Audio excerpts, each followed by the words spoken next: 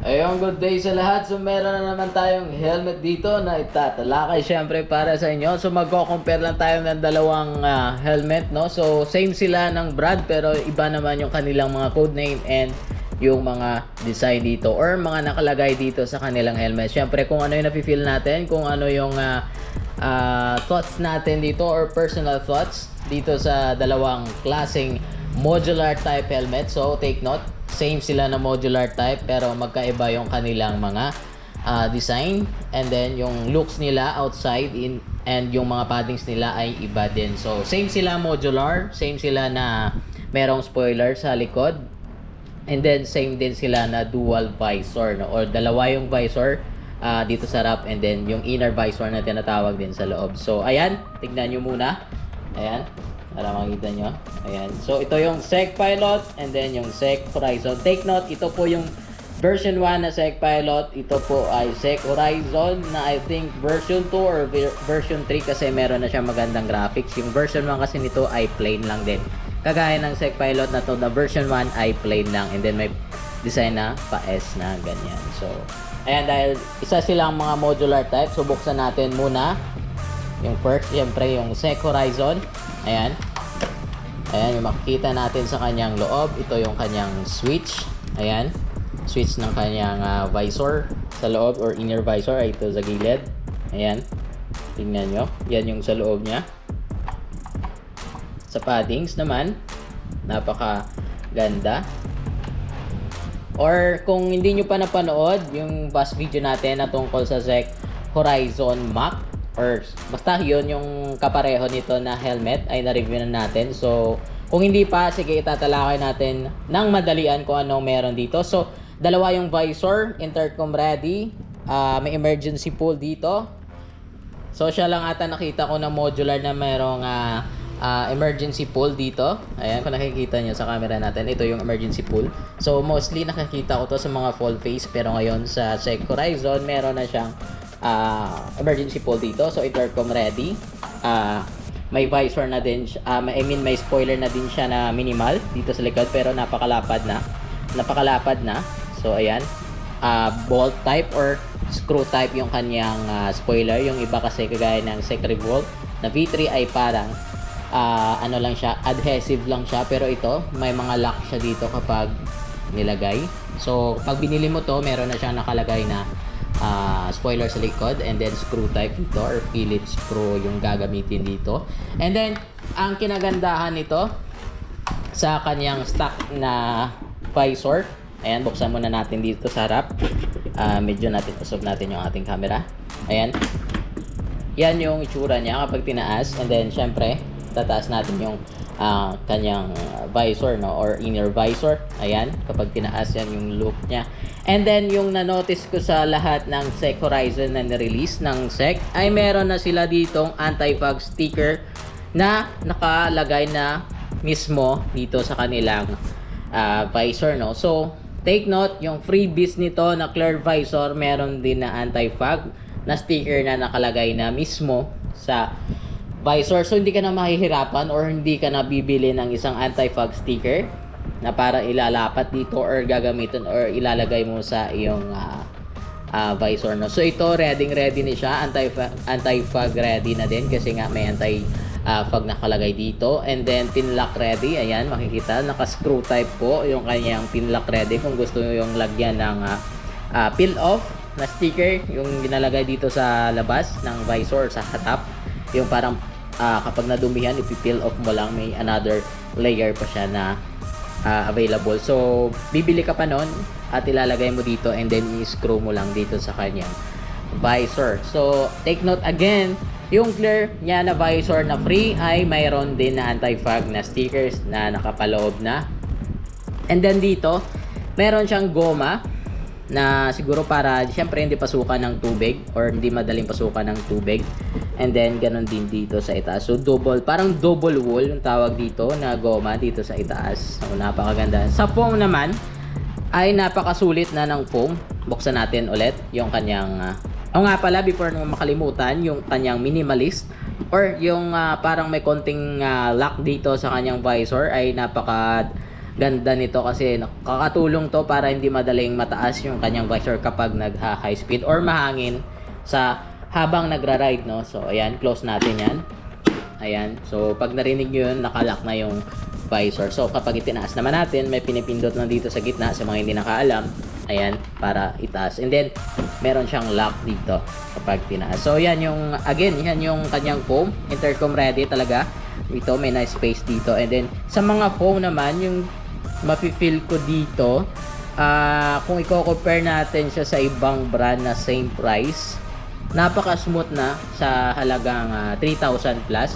Same po sila, take note, same po sila ng price range dito sa shop ko. And then sa paddings naman, sulit na yung budget dito. And then may nakalagay syempre na sec dyan and mga etc. nakasulat. And then yung size niya nakalagay dito sa loob. And then sa itaas ng paddings ay malaman din sa mga layer na importante dyan. And ano pa ba yung pwede ko dito makita? And yung nga pala, yung sa likod nakalagay, ito lang yung nakalagay. Yung nga pala, dito pala sa kanyang modular na lock dito na mechanism, kapag kino-close yung kanyang flip up ay dito siya nag-hook para maging safety siya kapag ginagamit siya syempre. Close natin yan. Yan yung tsura niya, yung kanyang mga paddings. So, isa din to sa mga paddings na magaganda kasi matagal siyang mangamoy or magbaho, no? So, ayan. Sa likod naman, DOT, FMVS 218 ICC, and then may gold seal ng SEC, no? So, napakaganda ng helmet ng SEC Horizon na design. So, dito naman tayo sa SEC Pilot. So, I think isa itong madali ang video pa rin na syempre lang para introduce natin kung ano magagandang mga modular helmet ng SEC ngayon na nilabas. So ito may maganda pa tong design kasi ito yung I think yung version, no? So muna natin to yung mga box and then yan yung itsura ng version 1. So minimalist lang talaga yung kanyang spoiler, hindi kagaya ng SEC Horizon na medyo malapad at mahaba ng konti. Ito ay napaka-ikli lang. Ayan.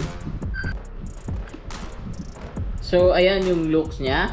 And then yung spoiler nga, napaka-minimalist na talaga, napaka-short type lang siya na spoiler.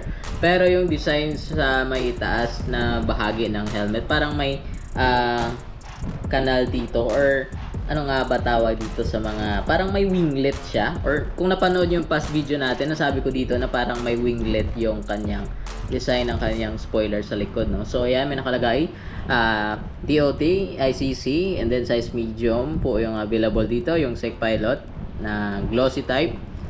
So yung dahil flip up din to or modular, buksan natin, ayan, taas natin. And syempre dahil dual visor din, ayan, yan yung switch naman ng kanyang inner visor ay dito sa may tainga or sa gilid, sa may malapit sa visor. Yung SEC Horizon naman ay yung SEC Horizon dito naman yung nakalagay yung kanyang switch ng kanyang inner visor, and then ito naman ay dito sa may gilid. So hindi to gusto ko lang kasi kapag magka-idea kayo kung ano yung bagay na magugustuhan nyo na modular type helmet ng SEC, no? So ayan, yung sa loob naman niya, itaas muna natin yung kanyang visor at ito yung kanyang padding. So kung ako magko-compare ng dahil nawakan ko na syempre yung SEC Horizon about dun sa paddings dito, or kung i-compare lang natin, mas tawag dito, mas soft yung SEC Horizon kaysa sa SEC Pilot, pero mas thick yung itong SEC Pilot, mas thick lang yung kanyang paddings, pero yun naman ay hindi naman masyado ka-thick yung kanyang paddings ng SEC Horizon, pero napaka-smooth ng kanyang paddings. And then dito naman sa SEC Pilot, grabe yung pinagkaiba nila. Medyo naman siya, hindi siya masyadong soft kagaya ng SEC Horizon kung ipagko-compare natin silang dalawa about sa kanilang paddings. Pero sobrang kapal naman ang kanilang paddings, no? Kapal nitong paddings ng SEC Pilot. And then sa itaas naman na bahagi ay mas loaded yung SEC Pilot sa paddings, no? Ayan, nakikita naman, napaka-loaded. And then syempre intercom ready yan. And then may extra pa dito na cover ng intercom. Yung sa SEC Horizon naman, ayun, wala po cover yung kanyang intercom dito or nilalagyan ng intercom na speaker. Wala po siyang cover. Ito may cover siya and then may mga butas and then magkabilaan yan. So and then syempre may lock din siya ng kanyang flip up. Dito yung nagla-lock. And then dito naman parang single wall na goma lang yung ginagamit ni Sek Pilot. And syempre close natin para makita natin. Ayan. And then buksan natin.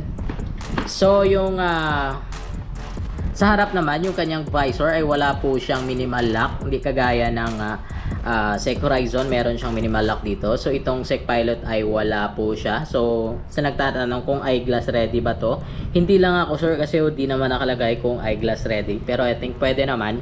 Pero syempre iba pa rin yung eyeglass ready talaga na helmet, no. So ayan yung itsura niya. May mga vents dito, ganon din dun sa taas.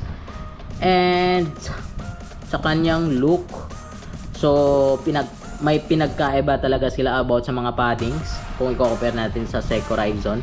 So sa price na 3,000 plus, same sila na price dito sa akin, nasa 3,000 plus yung presyo nito.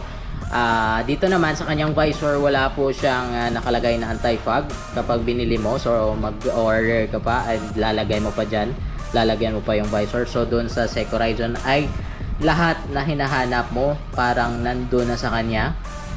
So yun yung mga mostly na hinahanap sa kanya, yung intercom ready, anti-fog ready. Anti-fog ready naman to, pero bibilan mo pa siya ng anti-fog na sticker. So yung Sek Horizon hindi na, dahil meron nakalagay, kahit yung kanyang clear lens meron na din.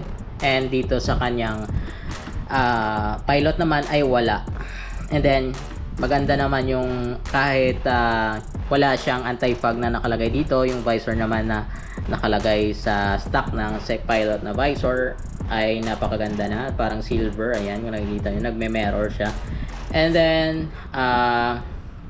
sa bigat, yun nga, nasabi ko na ata kanina, ay parang same lang din sila kapag hinawakan in person. So kung ako, mas mataas yung points sa Sek Horizon kung i-compare natin dito sa Sek Pilot.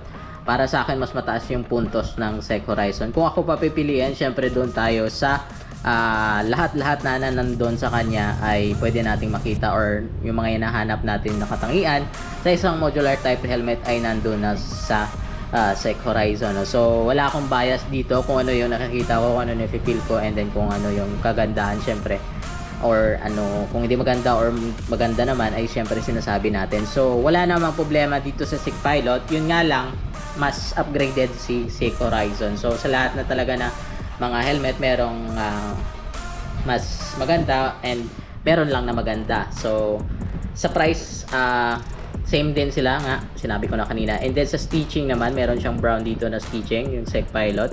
Sa paddings, mas maganda yung paddings ng Sek Pilot kaysa sa Sek Horizon. Yun lang siguro yung points ni Sek Pilot kung i-compare natin ng kanilang mga paddings, ay mas mataas yung rate ng paddings ng Sek Pilot. Ayan, sa mga not Sek Pilot dyan, shoutout sa inyo. Sa mga pipili pa lang, mas maganda din yung Sek Pilot. Consider natin siya sa mga list natin kung bibili tayo ng modular type. Then sa bigat naman ng bawat isa, yung Sek Horizon ay parang same lang din sila ng bigat.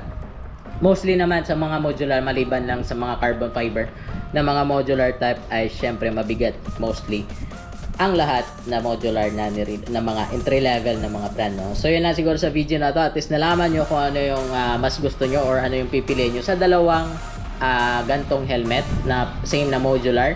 Ito po yung Sek Horizon, and syempre ito yung Sek Pilot. So yun lang siguro sa video. At kung may nakalagtaan man ako, please comment lang dyan. And syempre, hanggat kaya nating sagutin, sasagutin natin yan. So shoutout sa inyo again. Sa mga hindi pa nakasubscribe, pwede kayo mag-subscribe if you like. If you're willing naman na pumunta sa page namin and mag-follow, okay din. So sana magkaroon tayo ng raffle dito. Yun lang. So salamat again sa video na to, or sa pagpapanood ng video na to. Peace.